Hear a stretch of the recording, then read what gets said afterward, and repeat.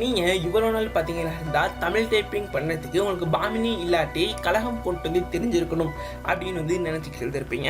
ஆனால் நம்ம இன்றைக்கி பார்க்க போகிற ஒரு டெக்னிக் மூலமாக நம்ம அந்த கீபோர்ட் தெரியாமலே தமிழ் டைப்பிங் வந்து பண்ணலாம். அதுவும் பாமினி ஃபோன்ட்டை யூஸ் பண்ணி. அதை வந்து எப்படின்னு சொல்லி இன்றைக்கி ஒரு வீடியோவில் பார்க்கலாம். தமிழ் டைப்பிங் செய்வது எவ்வாறு.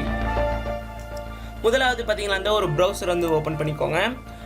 ப்ரௌசரை ஓப்பன் பண்ண பிறகு கூகுள் தமிழ் டைப்பிங்னு சொல்லி டைப் பண்ணிக்கோங்க. டைப் பண்ண பிறகு முதலாவது லிங்க் வந்து கிளிக் பண்ணிக்கலாம். இந்த லிங்க் வந்து நான் பார்த்தீங்கன்னா டிஸ்கிரிப்ஷனில் கொடுத்துருக்கேன். அதை கிளிக் பண்ணியும் நீங்கள் இந்த வெப்சைட்குள்ளே போய்க்கலாம். இது பார்த்தீங்கன்னா ஒஃபிஷியல் கூகுளோட வெப்சைட். இதில் வந்து பார்த்தீங்கன்னா நீங்கள் தங்கிலீஷில் டைப் பண்ணுறது அப்படியே தமிழில் வரும். இப்போ பார்த்தீங்கன்னா நம்ம ட்ரை பண்ணி பார்க்கலாம். சும்மா பாருங்கள், எனது பெயர் இப்படி டைப் பண்ணால் பார்த்தீங்கன்னா நம்ம தங்கிலீஷில் டைப் பண்ண இதில் வந்து அழகாக தமிழில் வந்துடுது. ஆனால் இதில் வர்றது யூனிகோடாக இருக்குது. அதை வந்து நம்ம பாமினி ஃபோன்ட்டுக்கு மாற்றணும்.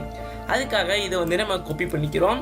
இதை வந்து பார்த்தீங்கன்னா நம்ம டைரெக்டாக நம்ம வேர்டில் வந்து பேஸ்ட் பண்ணி பார்ப்போம் என்ன நடக்குதுன்னு சொல்லிட்டு.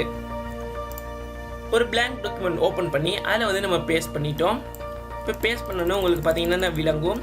இதை வந்து நம்ம பாமினி ஃபோன்ட்டுக்கு மாற்றி பார்க்கலாம். இங்கே பார்த்தீங்கன்னா நம்ம பாமினி ஃபோன்ட்டுக்கு மாற்றிட்டோம். மாற்றினாலும் உங்கள் லதா ஃபோன்ட்லேயே தான் இருக்குது. ஏன்னு கேட்டிங்கன்னா இது வந்து இருக்கிறது வந்து யூனிகோடில். இதை வந்து நம்ம பாமினிக்கு மாற்றணும். இதை மாற்றுறதுக்கு என்ன பண்ணுறோம்னா யூனிகோட் டு பாமினி அப்படின்னு சொல்லி டைப் பண்ணுறோம். அப்படி டைப் பண்ணோன்னே தமிழ் எக்ஸிகோன் அப்படின்னு சொல்லிட்டு ஒரு வெப்சைட் இருக்கும். அதுக்குள்ளே போகிறோம். இந்த வெப்சைட்டோட லிங்க்கும் உங்களுக்கு வந்து டிஸ்கிரிப்ஷனில் கொடுக்கப்பட்டிருக்கு. இதில் பார்த்தீங்கன்னா இந்த 2 பெட்டி போட்ட மாதிரி ஒரு ஆப்ஷன் இருக்கும். அதை வந்து கிளிக் பண்ணிக்கிறோம். கிளிக் பண்ண பிறகு நம்ம டைப் பண்ணதை இங்கே வந்து பேஸ்ட் பண்ணிக்கலாம். பேஸ்ட் பண்ணோன்னே கீழே ஒரு டெக்ஸ்ட் புக்ஸ்லேருந்து வந்திருக்கும். அதை வந்து காப்பி பண்ணிக்கிறோம். காப்பி பண்ண பிறகு அதை கொண்டாந்து பார்த்தீங்கன்னா இங்கே பேஸ்ட் பண்ணோம்னா அது வந்து உங்களுக்கு பாமினி ஃபோன்ட்டில் வந்து இருக்கும். அதை வந்து நீங்கள் எந்த பாமினி ஃபோன்ட்டுக்கும் வந்து மாற்றிக்கொள்ளலாம். இல்லாட்டி நீங்கள் இந்த கலகமுக்கு போட்டாலும் வேலை செய்யக்கூடிய மாதிரி இருக்கும்.